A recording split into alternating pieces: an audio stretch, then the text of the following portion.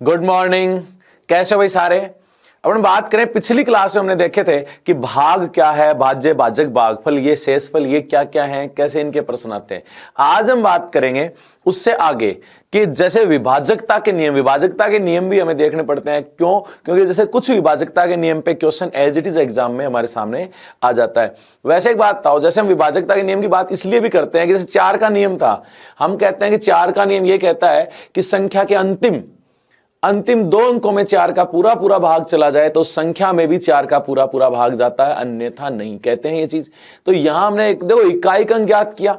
इकाई के अंक में आपने देखा कि लास्ट पावर में, पूरी पावर में 4 का भाग देने की बजाय हम लास्ट के 2 अंकों में दे रहे थे। क्यों? क्योंकि वो विभाजकता के नियम की वजह से। तो यहां हम बात करेंगे विभाजकता के नियम की। विभाजकता के नियम में हम बात करें जो मुख्यतः हमारे काम आने वाले हैं, तो 2, 4, 8। तो वैसे हम बात करें तो 11 तक हम सारे ही देखते हैं, ठीक है। लेकिन हम देखो एक एक करके जो तरीके से व्यवस्थित करेंगे और तरीके से इन चीजों को समझेंगे। जैसे पहला 2, 4 और 8, इनकी बात करें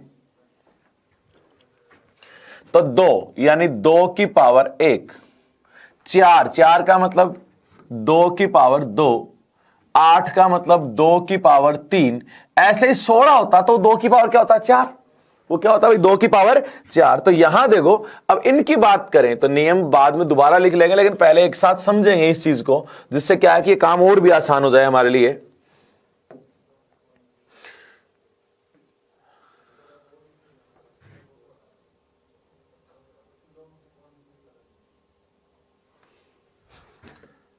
यहां हम बात करेंगे इसकी,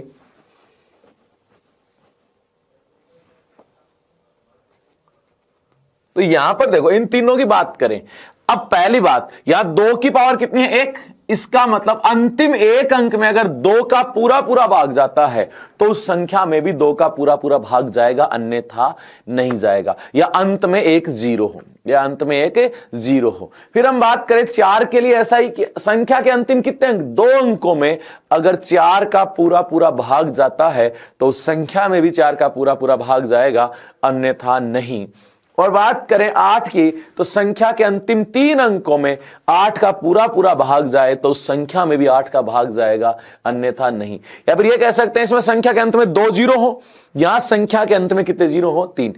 तो भाई अलग अलग पूरा लिखने की बजाय एक साथ एक बॉक्स में हम इस चीज को समझ सकते हैं। आप नोट्स बनाओ तो अलग अलग लिख सकते हो कि 2 का नियम आप कह सकते हो कि संख्या के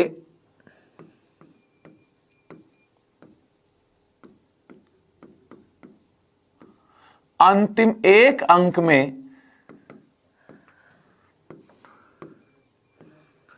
2 का पूरा पूरा भाग जाए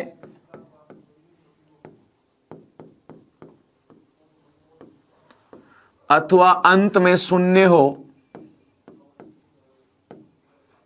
1 हो तो भी चलेगा, 0 हो तो उस संख्या में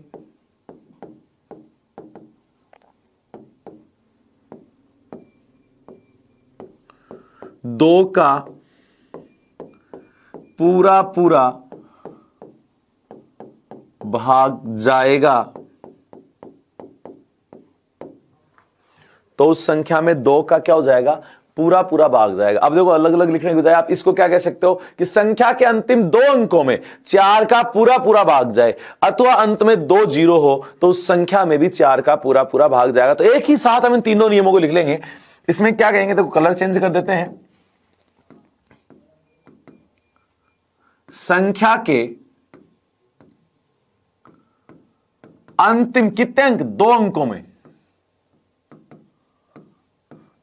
में 4 का पूरा पूरा भाग जाए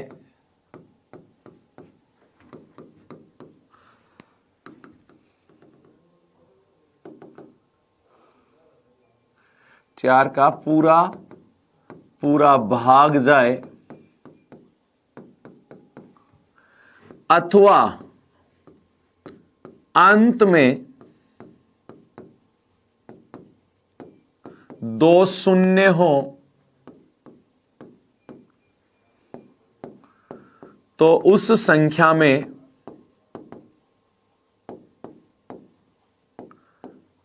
4 का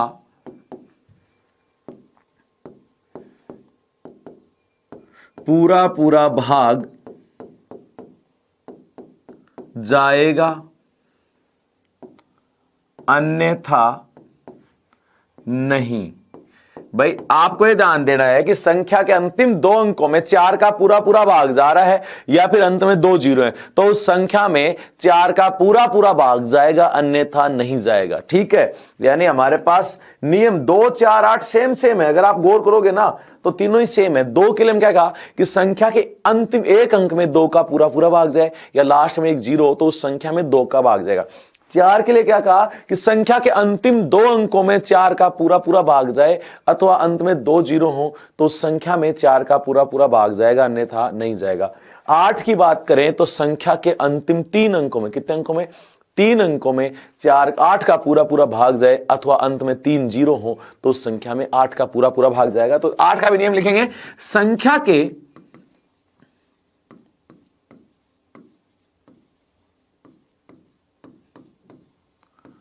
अंतिम 3 अंकों में 8 का पूरा पूरा भाग जाए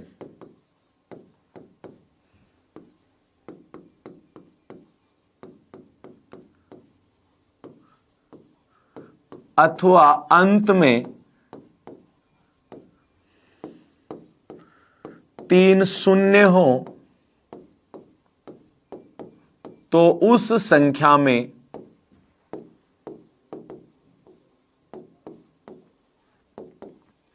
आठ का पूरा पूरा भाग जाएगा,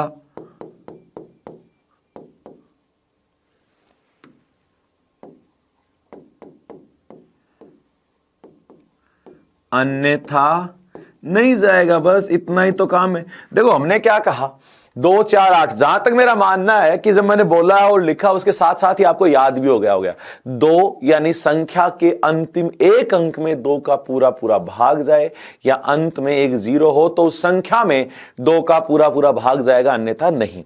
4 के लिए आप क्या कहोगे, संख्या के अंतिम 2 अंकों में 4 का पूरा पूरा भाग जाए अथवा अंत में 2 जीरो हो तो उस संख्या में 4 का पूरा पूरा भाग जाएगा, अन्यथा नहीं। 8 के लिए आप क्या कहोगे, संख्या के अंतिम 3 अंकों में 8 का पूरा पूरा भाग जाए अथवा अंत में 3 जीरो हो तो उस संख्या में 8 का पूरा पूरा भाग जाएगा, अन्यथा नहीं जाएगा। ठीक है, यह चीज थी। अब इसके ऊपर बात करें तो कुछ क्वेश्चन की बात कर लेते हैं जिससे आपके चीज समझ में आ जाए। जैसे ये क्वेश्चन है, 2 और 4 पे क्वेश्चन नहीं आता, 8 पे क्वेश्चन आता है। 8 आगे भी आएगा तो 8 पे, 3 पे, 9 पे, 6 पे, 72 पे, 11 पे, इन पे एग्जाम में क्वेश्चन बनते हैं। जैसे इस बार आया था आपका 3 पे।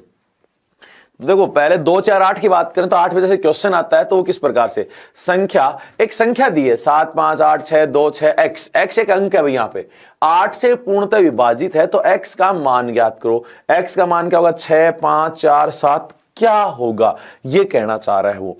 अब आप एक बात बताओ, वैसे तो सिंपल प्रश्न है 8 का भाई, कॉमन सी बात, वैसे तो सिंपल छोटा सा पूछना भी नहीं चाहिए, लेकिन फिर भी जैसे आप 72 का करोगे, जहां तक मेरा मानना है इस बार जैसे कि अपन पेपर का थोड़ा सा लेवल जाएगा तो अगर 72 वाला प्रश्न जो है वो आएगा एग्जाम में। 72 में क्या होता है, 8 का 9 का दोनों का काम आता है, तो उस टाइम बात करेंगे, लेकिन 8 का अच्छे से याद होगा तो ही वो बता पाएंगे, वरना नहीं। तो पहले सिंपल प्रश्न से शुरू करते हैं कि 8 का सिंपल 8 का पूछता है तो कैसे, इस प्रकार से।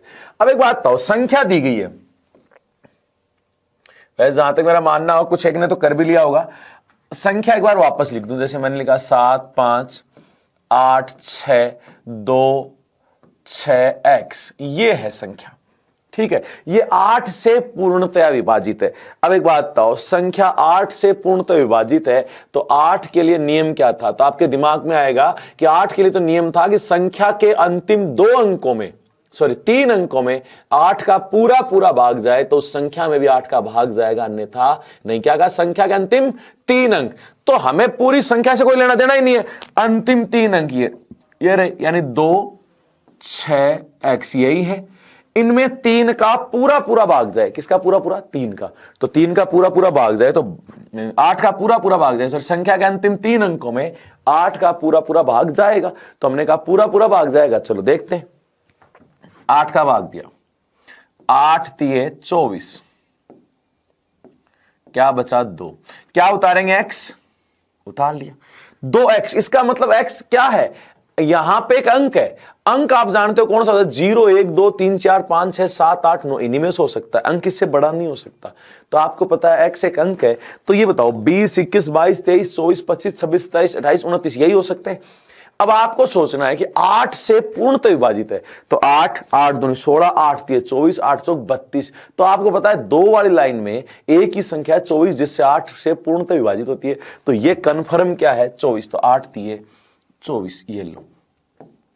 इसका मतलब x बराबर क्या है 4। ये तरीके से देखोगे तो इसी प्रकार से हमें करना होगा। वैसे आप ऑप्शन रख के चेक कर सकते थे, तो कोई बड़ी बात नहीं थी, लेकिन आगे जब प्रश्न आएंगे तो वहां ऑप्शन नहीं रखे जाएंगे, ठीक है ना, क्योंकि बड़े जब प्रश्न होता है अगर घुमा के दे देता है ऑप्शन काम नहीं करता। वहां पे हम बात भी करेंगे, जैसे 72 वगैरह की मैं कह रहा हूं, वो वहां पे बात भी करेंगे कि क्यों नहीं, कब, कैसे, किस प्रकार से प्रश्न में नहीं आता।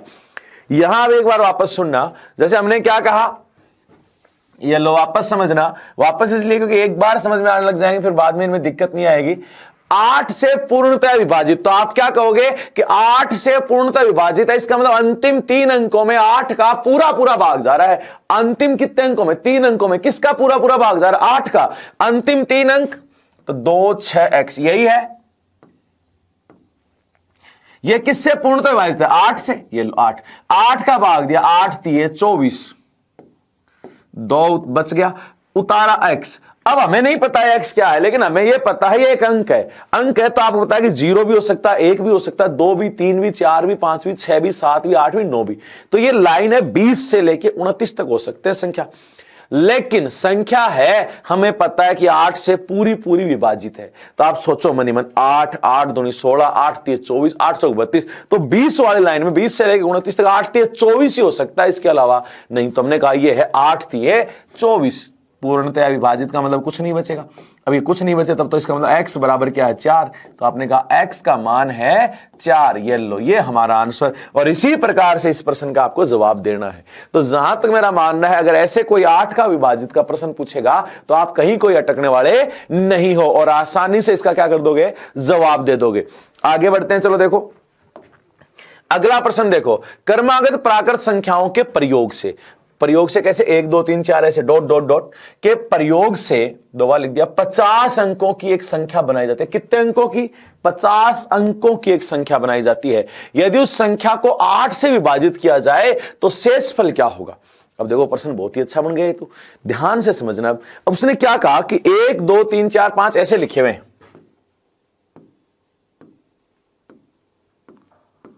Dot dot dot dot dot चलते जा रहे हैं। कितने अंक होने चाहिए, 50 अंक, ये हमें ध्यान है,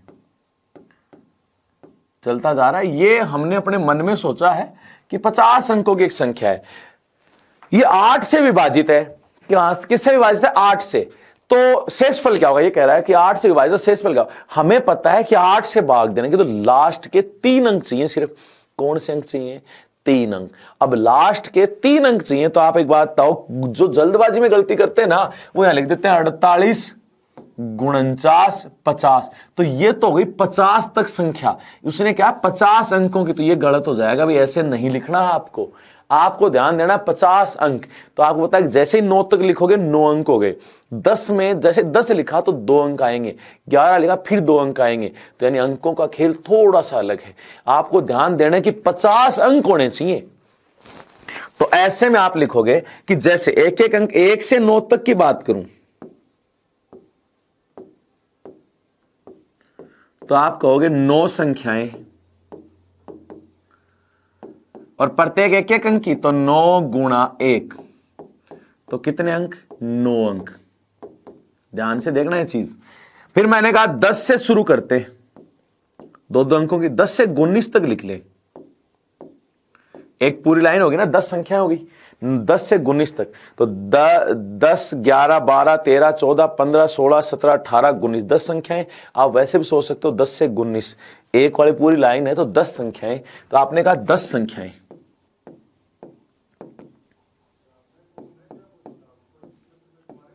प्रत्येक कितने अंक की, 2 अंक की, तो कितनी,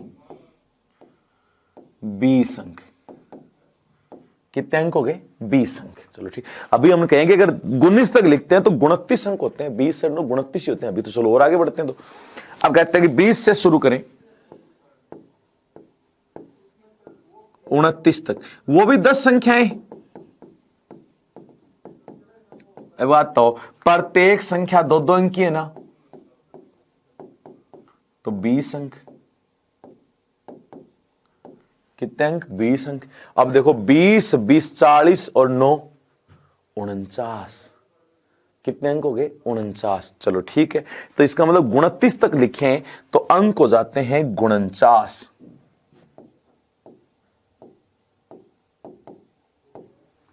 और यहां ध्यान से देखना, जैसे मैंने कहा लिखें तो आपने कहा 27, 28, 29। ठीक है, ये कितने अंक हो गए? 49। हमें कितने चाहिए? 50। हम 30 भी लिखें, लेकिन 30 में कितने अंक आएंगे? 2। तो ये 50, ये 51, 51वां हमें चाहिए, नहीं तो ये हट गया। तो आपको ध्यान देना, पहले 3 आएगा।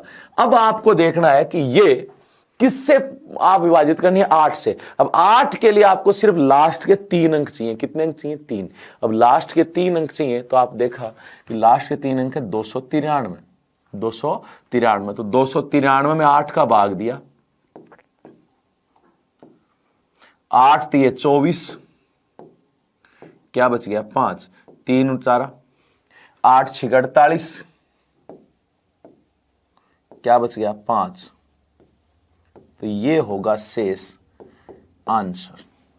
ध्यान पूर्वक इसको देखोगे, प्रश्न बहुत ही अच्छा है और बहुत ही ध्यान से करने पे ये समझ में भी आ जाएगा और गलती भी नहीं होगी।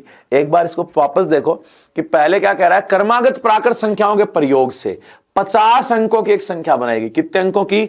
50। अब 50 अंकों की संख्या बनाएगी, वो तो ठीक है, और उस संख्या को 8 से विभाजित किया जाए तो शेषफल क्या प्राप्त होगा? हमें पता है कि 8 से विभाजित करने के लिए संख्या के सिर्फ अंतिम 3 अंक देखते हैं, लेकिन अब 50 अंकों की संख्या तो लास्ट के 3 अंक तो पता होने चाहिए ना। अब जो जल्दबाजी में पहले गलती होती है ना, वो लास्ट में लिख देते हैं 47, 48, 49, 50 ऐसे लिख देते हैं। तो वो तो होगी संख्याएं, 50 तक संख्या नहीं बोली है, 50 अंक बोले। अंक का नाम लेते आपके दिमाग में आना चाहिए। 1 से 9 तक लिखते हो तो एक एक अंक की 9 संख्याएं हैं और 9 ही अंक हो गए। तो 1 से 9 तक लिखेंगे तो 9 अंक। अगर आप 1 से 10 तक काउंट करते हो तो 11 अंक। अपने हिसाब से काउंट करना। तो आप जैसे लिखोगे आपको ध्यान होना चाहिए कि एक एक लाइन कहां से कहां तक लिख रहे हो। ठीक है, फिर हमने कहा कि हम दूसरी लाइन शुरू करते हैं 10 वाली। 10 11, 10 से लेकर 19 तक। 10 से 19 तक 10 संख्याएं, प्रत्येक में 2-2 अंक है, तो 20 अंक हो गए।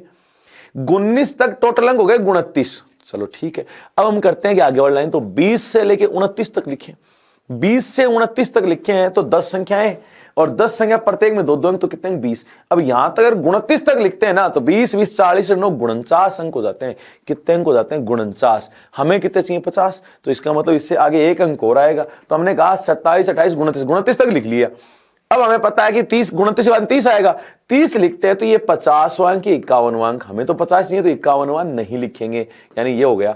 ये संख्या है, वो ये संख्या है। 8 से विभाजित का नियम है कि अंतिम 3 अंकों में 8 का भाग देंगे। सिर्फ अंतिम 3 अंक 293। 293 में 8 का भाग दिया। 8 3 24, कितने बच गए? 5। 8 6 48, कितने बच गए? 5। तो यहां बता सकते हो कि यहां शेषफल क्या बचेगा? 5 बचेगा। तो आराम से हमारा आंसर यहां पे आ गया भाई। तो इस प्रकार से इसको जवाब दे सकते हो। करो अगला प्रश्न। क्रमागत प्राकृत संख्याओं के प्रयोग से 1 2 3 4 5 है, वही लिखा हुआ है। 90 अंकों की संख्या बनाई जाती है तो उस संख्या को 8 से विभाजित करने पर क्या शेषफल प्राप्त होगा? जल्दी जवाब दो भाई। अब इसका आप ये तो आप बता सकते हो क्योंकि अब पहला प्रश्न आपने देखा है, तो उसी प्रकार से ये भी होगा। तो करो भाई जल्दी से।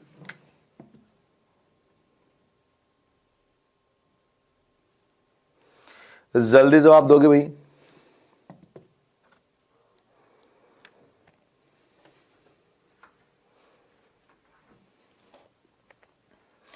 चलो, अगर आप हल कर रहे हो तो पॉज करके फिर हल करो। मैं पहले समझाता हूं इतने में, ठीक है? पॉज कर लो फिर हल कर लो। अगर नहीं हो रहा तो फिर सामने देख लेना। देखो, आपको कहा गया है कि 1 2 3 4 इस प्रकार से लिखा हुआ है।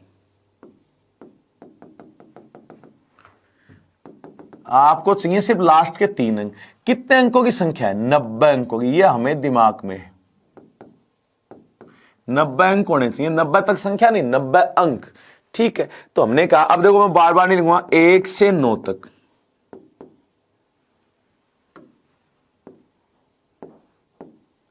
एक से 9 तक आपके दिमाग में आया कि 9 संख्याएं हैं, प्रत्येक एक एक अंक की है, तो 9 ही अंक हो गए। तो आपने कहा 1 से 9 तक 9 अंक। फिर मैं कहूं 10 से शुरू करें 19, 10 संख्याएं हैं, प्रत्येक 2-2 अंक की, तो कितने अंक? 20 अंक। 20 और 9 29, अभी तो 90 बहुत दूर है, चलो ठीक है। फिर हमने कहा 20 से 29,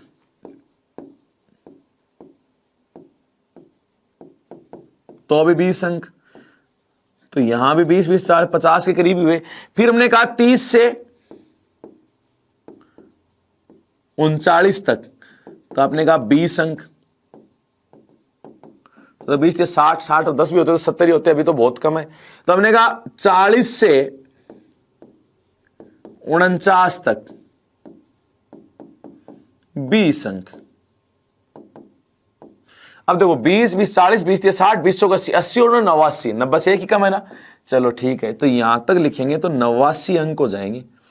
अब एक बात बताओ, 89 अंक कहां तक होते हैं? 49 तक। इसका मतलब 48 49 तो आएगा ही आएगा। 49 लिखेंगे तो 49 से पहले 48 आएगा, कॉमन सी बात है। अब इसके बाद में आप क्या लिखते हो? यहां सिर्फ 89 अंक हुए, तो हमने कहा 50 भी लिखेंगे। 50 लिखते ही 2 अंक हो गए, तो ये 90, ये 91, ये तो लिखेंगे नहीं, इसका मतलब ये 91वां अंक है, हमें 90 ही चाहिए, तो यहां तक लिखेंगे। अब ये लिखा, तो हमने कहा संख्या के अंतिम 3 अंकों में 8 का पूरा पूरा भाग जाएगा। संख्या के अंतिम 3 अंक कौन से? ये रहे 495। किससे विभाजित? 8 से विभाजित करेंगे, ठीक है। क्यों 8 से भाग देने पर शेषफल पूछा है ना, तो हमें पता है कि 8 का भाग देने के लिए हमें संख्या के अंतिम 3 अंकों में भाग देना पड़ता है। तो ये लो 8 6 48, क्या बचा? 1, 5 उतारा, 8 एकम 8, कितने बच गए? 7। तो ये लो, ये हमारा शेषफल है, यही पूछा है। ये लो भाई, ये हमारा शेषफल है 7। किसी भी कंडीशन में कैसे भी कोई दिक्कत यहां पे आने वाली नहीं है, आसानी से इसका जवाब दे सकते हो भाई आप।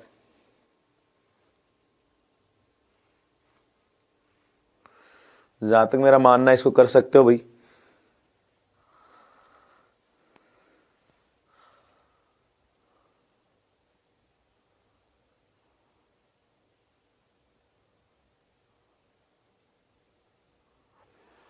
ठीक है, तो ये 8 के कुछ क्वेश्चन थे, तो हमने वो पहले 2 4 और 8 का नियम देखा।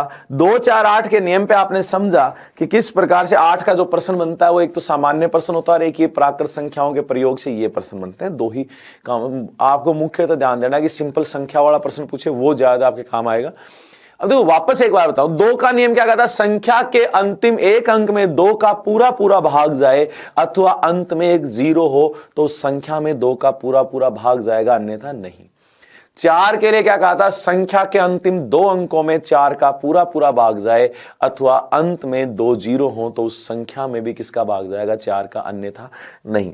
फिर हमने कहा 8 का, संख्या के अंतिम 3 अंकों में 8 का पूरा पूरा भाग जाए अथवा अंत में 3 0 हो तो संख्या में 8 का भाग जाएगा, अन्यथा नहीं। ये हमने देखे 2 4 और 8 के नियम।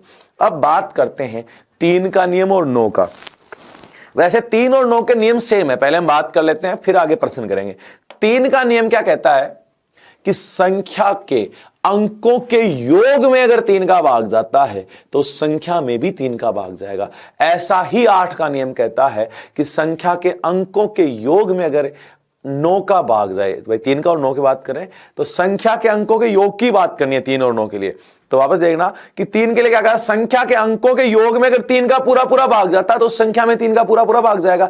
ऐसा ही हम कहेंगे 9 के लिए कि संख्या के अंकों के योग में अगर 9 का पूरा पूरा भाग जाता है तो संख्या में किसका भाग जाएगा? 9 का पूरा पूरा भाग जाएगा, अन्यथा नहीं। तो यहां देखो लिख देते हैं, पहले 3 का नियम फिर 9 का लिखेंगे।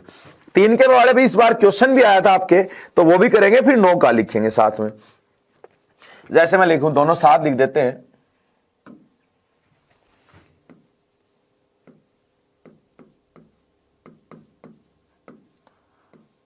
तीन का नियम, 3 का क्या कहेगा, संख्या के अंकों के योग में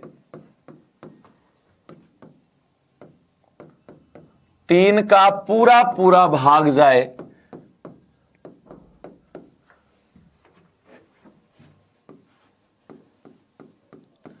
तो उस संख्या में भी 3 का पूरा पूरा भाग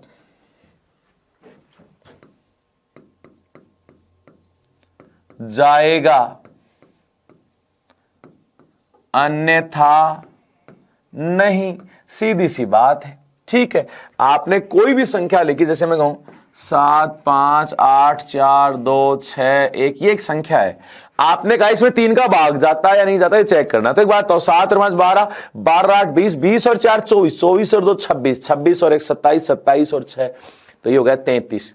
तो यहां पे आपने देखा कि संख्या के अंकों का योग आ रहा है 33, 33 में 3 का भाग जाता है, तो इस संख्या में भी किसका भाग जाएगा, 3 का भाग जाएगा। बस इतना ही। ऐसा ही हम बात करते हैं 9 के नियम के लिए। 9 का नियम कहता है कि संख्या के अंकों के योग में अगर, संख्या के अंकों के योग में अगर 9 का पूरा पूरा भाग जाता है तो संख्या में भी 9 का भाग जाएगा, अन्यथा नहीं। तो जैसे मैं कहूं 9 का नियम,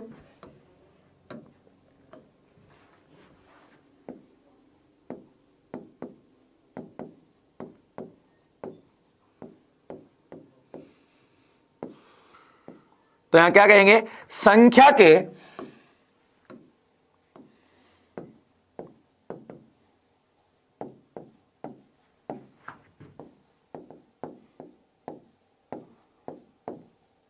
अंकों के योग में 9 का पूरा पूरा भाग जाए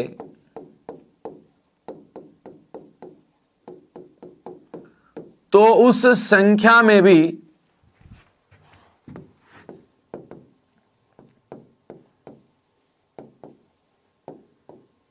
9 का पूरा पूरा भाग जाएगा,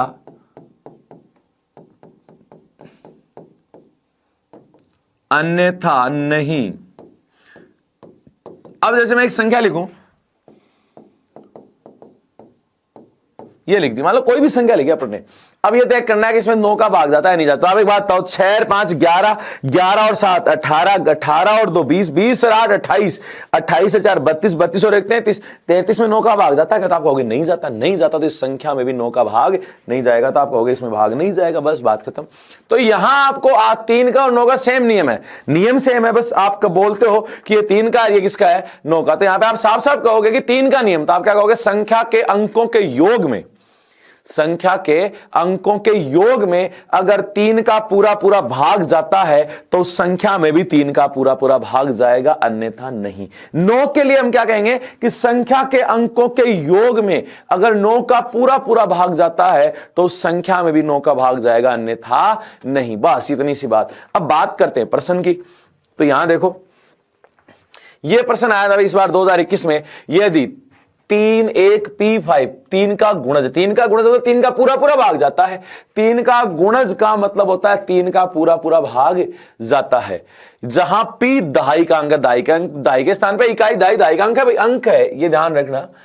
तो P का अधिकतम मान अभी चेक कर देते हैं। देखो 3 1 P5 ये लिखा हुआ है ना।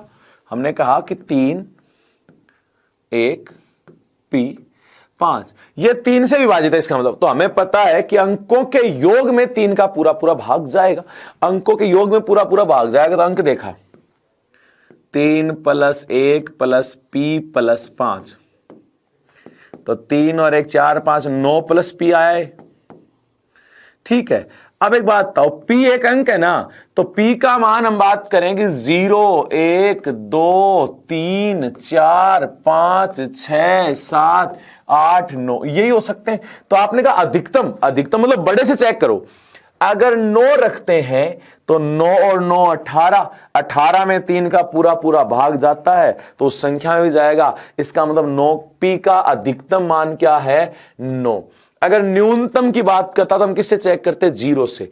तो 9 प्लस 0, 0 ही 9 ही रहता और 9 में 3 का पूरा पूरा भाग जाता है तो इस संख्या में जाता। तो अधिकतम तो 9 है, न्यूनतम क्या है?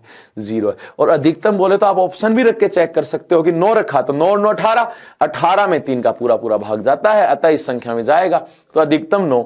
ठीक है, तो ये आप चेक कर सकते हो। वैसे यहां पे वो कहे कि और कितने मान संभव है तो आपको बताया कि 0 रखने पे भी जाएगा, 3 रखने पे भी जाएगा, 6 पे भी और 9 पे। चार मान कितने संभव है? 4। ये ध्यान रखना है, ये हम आगे और बात करेंगे संभावित मानों की संख्या में।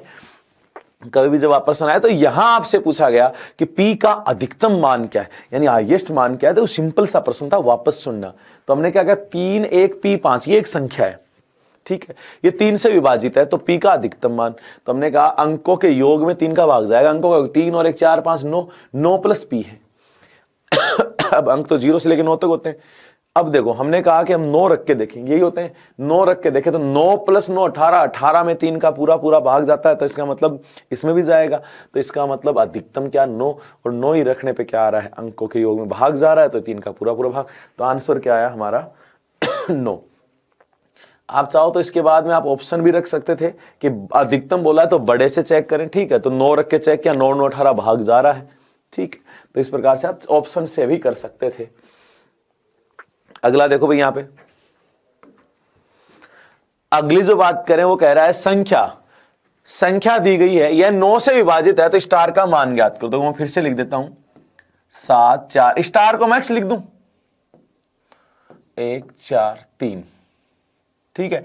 यह 9 से विभाजित है तो स्टार का मान ज्ञात करो, एक्स का मान बताना है। चलो ठीक है, तरीका वही रहेगा। हमने क्या कहा? अंकों के योग में 9 का पूरा पूरा भाग जाए। अब इसको थोड़ा सा लिखने का तरीका क्या हो जाता? आसान। कैसे? देखो 7 और 4 11, 11 और 2 13, 13 और 1 14, 14 और 4 18, 18 और 3 21, 21 प्लस एक्स। और जैसे लिखते हो ना तो एक बार चेक फिर से कर लिया करो कि क्या योग सही लिखा है या नहीं। क्यों? क्योंकि अगर सही नहीं लिखा तो वापस चेक कर लेंगे। भाई गलती नहीं होनी चाहिए, प्रश्न आसान हो चाहे टफ हो, गलती नहीं होनी चाहिए बस। तो देखो 7 और 4 11, 11 12 13 14, 14 और 4 18, 18 और 3 21, 21 प्लस एक्स। अब एक बात बताओ, ये 9 से पूर्णतः विभाजित है, 21 से बड़ी संख्या है और 9 से पूर्णतः विभाजित है। तो आप बोल के देखो 9 2 18, 9 3 27, तो 21 से बड़ी पहली संख्या जो 9 से पूर्णतः विभाजित है वो 27 है।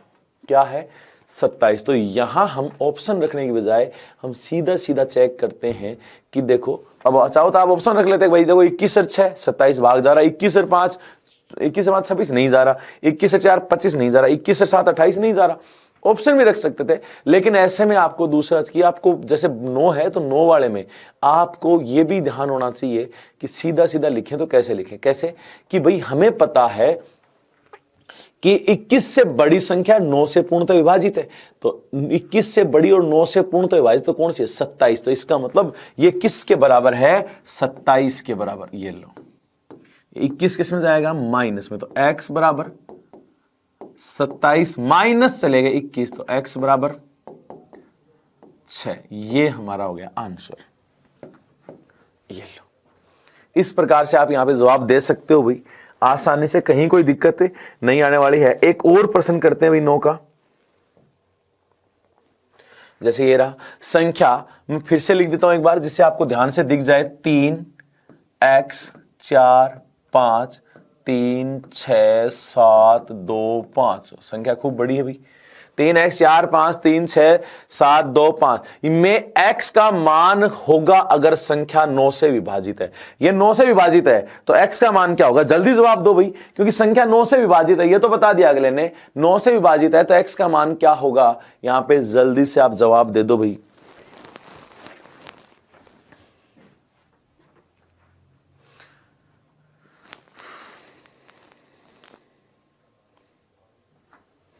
तो जहां तक मेरा मानना आप कर भी सकते हो।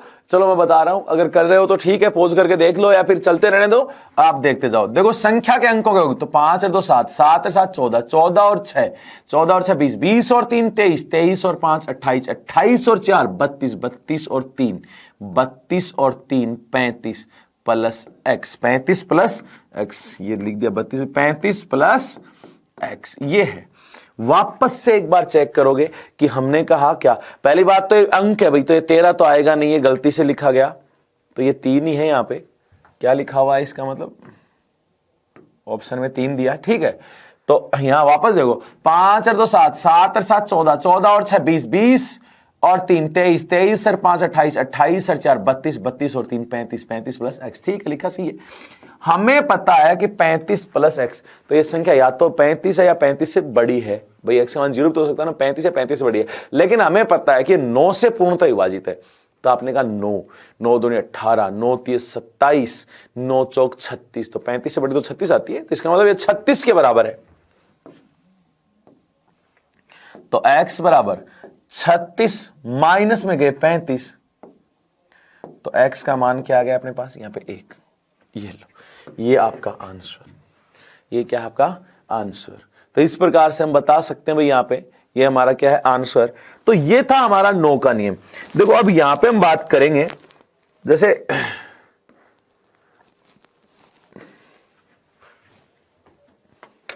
अब यहां पे जैसे मैं बात करूं 5 की, 5 के लिए आप क्या कहते हो, संख्या के अंतिम अंक क्या 0 या 5 हो तो उस संख्या में भी किसका पूरा पूरा भाग जाता है, 5 का पूरा पूरा भाग जाता है, अन्यथा नहीं। 10 का लिखने की जरूरत नहीं है कि 10 का होता ही क्या है। 10 के में आप सीधा सीधा कह देते हो कि सिंपल सा, कि जहां हम बात करें कि अंत में 0 है तो 10 का पूरा पूरा भाग जाएगा, तो 5 का और 10 का नियम लिखने की जरूरत नहीं है। देखो यहां पे हम बात करें कि भाई 5 का नियम, तो 5 में आप सब जानते हो कि इकाई का अंक है ना, उसमें अगर 5 का भाग जा रहा तो जाएगा, वरना नहीं जा रहा। इकाई का अंक मतलब 5 और 0 होना चाहिए, इकाई का अंक 0 और 5 है तो ही जाएगा, वरना नहीं जाएगा, ठीक है। 10 का भाग का भी सबको पता है कि लास्ट में 0 हो तो उसमें 10 का भाग जाएगा, अन्यथा नहीं जाएगा। तो इन दो को लिखने की जरूरत नहीं। अब एक बात बताओ, देखो 2 3 4 5 6 7 8 9 10, हमने 2 का कर लिया, 4 का कर लिया, 8 का कर लिया, 3 का कर लिया, 9 का कर लिया, 5 और 10 हमें आता है, बचे 6 और 7। 6 टुकड़े होते हैं 2 और 3 के, ये हम अगले बाद में बात करेंगे। 2 का मिक्स ये एक साथ सीखेंगे, जैसे अपन 6 का 18 का 15 का इनकी बात करेंगे, बाद की बात है। तो इस लाइन में एक प्रकार से सिंगल वाला बचा है 7। अब बात आती है 7 का नियम, तो मैं कहूं कि 7 का नियम 2 प्रकार से हम लिख सकते हैं। अब एक प्रकार तो वो जो आप कई बार देखते हो कि इकाई के अंक को उठाते हैं, उसको डबल करते हैं, पूरी संख्या में से घटा देते हैं, फिर जो आता है उसमें इकाई के अंक रहते हैं उसको डबल करते हैं, संख्या में से घटा देते हैं, इस प्रकार। तो वो तो पड़ता है टफ, तो उसकी बजाय हम एक दूसरा नियम, कॉमन नियम देखते हैं। वो नियम क्या, हम कहेंगे देखो हमारे सामान्यतः 6 अंकों तक की संख्या आती है, 5 6 5 6, ठीक है। वैसे 7 के नियम पे सीधा कोई प्रश्न बनता नहीं है, सीधा कोई प्रश्न नहीं बनता। तो हमें पता है कि ऐसे में सीधा प्रश्न बनता नहीं है, तो करने की इतनी आवश्यकता है नहीं। लेकिन फिर भी जैसे कुछ एक का डाउट रहेगा कि सर 7 का नियम लिखें, हम तो लिखें, तो नियम बता सकते हैं, नियम लिख सकते हो। जैसे मैं कहूं एक संख्या लिखी हमने,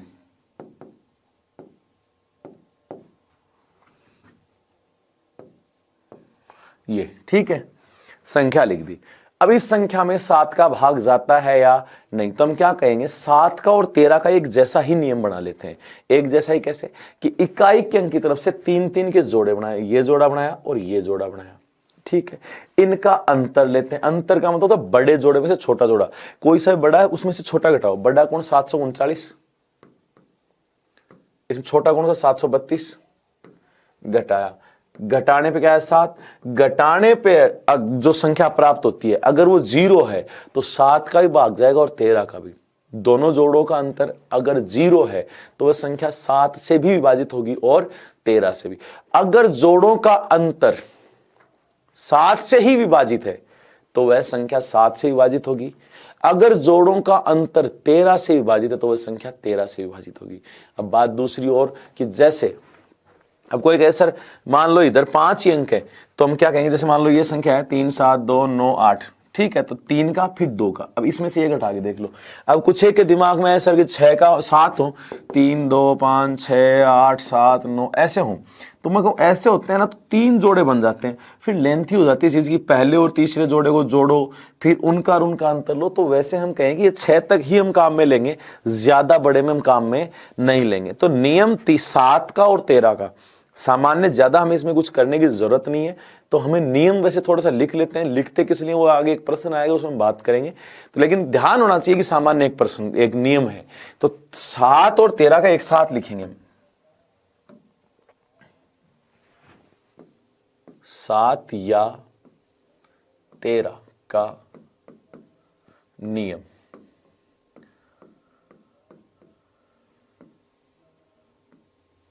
ठीक है, अब हम बात करें कि संख्या में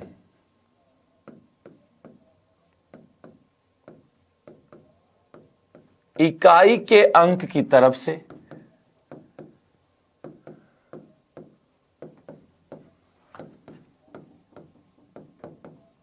तीन तीन के जोड़े बनाते हैं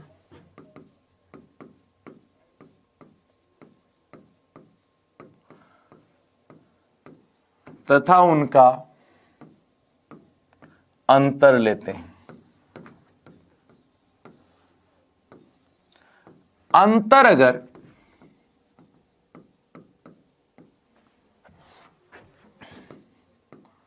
जीरो है तो वह संख्या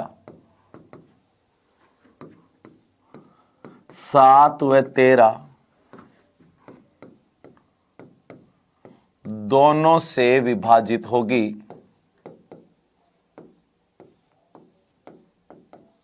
7 से भी होगी और 13 से भी। एवं अंतर अगर 7 से विभाजित है तो वह संख्या 7 से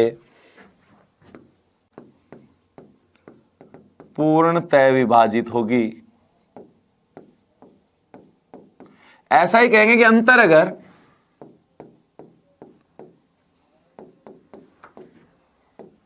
13 से पूर्णतः विभाजित है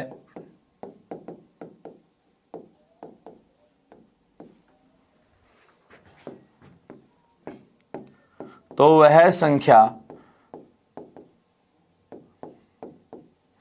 13 से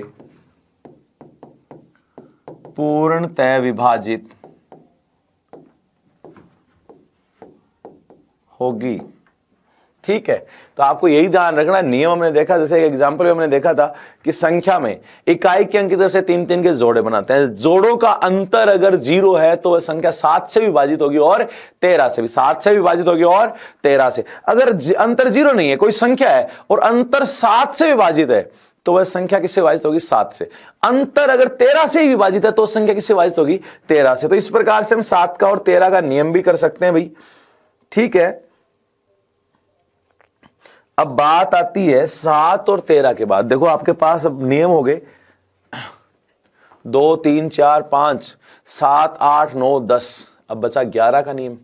6 की दो संख्याओं गुणनफल, इसलिए 6 को नहीं देखेंगे, 12 भी देख सकते हो, ऐसे 3 गुणा 4 होता है। ठीक है, तो 6 12 15 72 88 ये सारी संख्याएं क्या गुणा के रूप में होती है, इनको एक साथ देखेंगे। लेकिन एक चीज और, एक संख्या और बची 11 का नियम। 11 का नियम भी इसी प्रकार से बहुत ही अच्छा है, क्योंकि यहां से भी प्रश्न आपके सामने हो सकता है। 11 का नियम, तो 11 के नियम की बात करें तो 11 के नियम से आपके दिमाग में पहली चीज तो ये होनी चाहिए, संख्या में सम स्थान पर आने वाले अंकों को एक साथ जोड़ते हैं, विषम स्थान पर आने वाले अंकों को एक साथ जोड़ते हैं तथा उनका अंतर लेते हैं। अंतर अगर 0 या 11 का गुणज, या 11 गुणज मतलब अंतर 0 होना चाहिए, 11 से विभाजित होना चाहिए, तब तो संख्या में 11 का भाग जाएगा, अन्यथा नहीं जाएगा। जैसे मैं एक संख्या लिखूं पहले 7 2 8 4 5 6 2 9 4 ऐसे लिख दी मान लो कोई भी संख्या। अब आप सम और विषम तो छोड़ो, आप तो सीधा एक चीज दिमाग में कि एक एक अंक छोड़ के जोड़ दो। 7 और 8 15, 15 और 5 20, 20 और 2 22, 22 और 4, 22 और 4 क्या हो गई 26। ठीक है, अब छोटे हुए अंकों को जोड़ दो। 2 और 4 6, 6 और 6 12, 12 और 9, 12 और 9 कितने हो गए 21। अब इन दोनों का अंतर देखो, अंतर कितना है 5। अतः यह संख्या 11 से विभाजित नहीं है। अंतर या तो 0 होना चाहिए, 11 22 33 ऐसे होना चाहिए। ठीक है, अब इस नियम को हम लिख देते हैं। तो देखो नियम जहां तक मेरा दिमाग में है कि आपकी ये चीज बात तो समझ में आ गई होगी। अब इस नियम को लिखते हैं, बाद में एक एग्जांपल देखते हैं। तो नियम क्या कहा, नियम लिखने का तरीका होना चाहिए कि संख्या में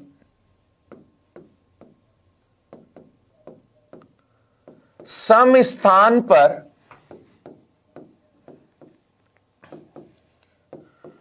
आने वाले अंकों को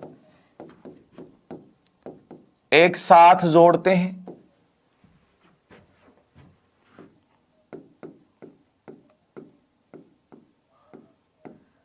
तथा विषम स्थान पर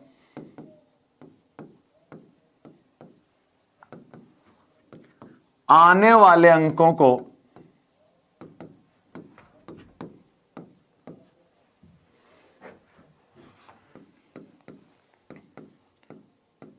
एक साथ जोड़ते हैं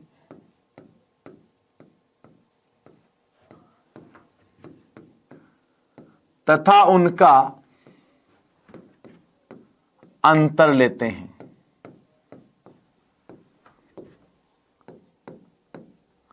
अंतर अगर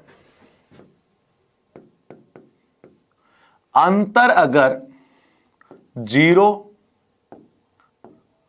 अथवा 11 से पूर्णतः विभाजित है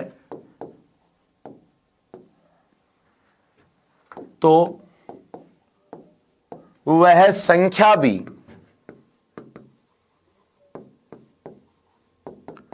11 से पूर्णतः विभाजित होगी। आप फिर से एक एग्जांपल देखते हैं। 7 4 3 2 1, 2 3 4 7 यही लिख दिया, चलो ठीक है। अब देखो 7 और 3 10, 10 और 1 11, 11 और 3 14, 14 और 7 तो 14 और 7 अपने पास हो गए 21।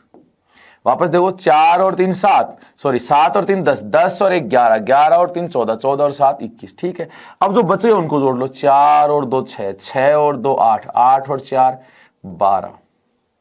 ठीक है, इनका अंतर देखो,